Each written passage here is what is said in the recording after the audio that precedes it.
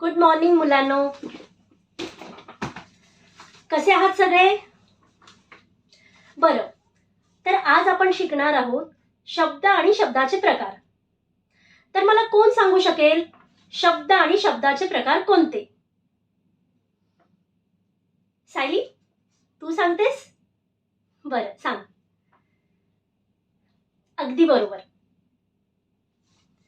मुलांनो, तुम्हाला जर शिकण्याची आवड असेल ना, तर कुठलीही भाषा शिकणे अगदी सोपे आहे.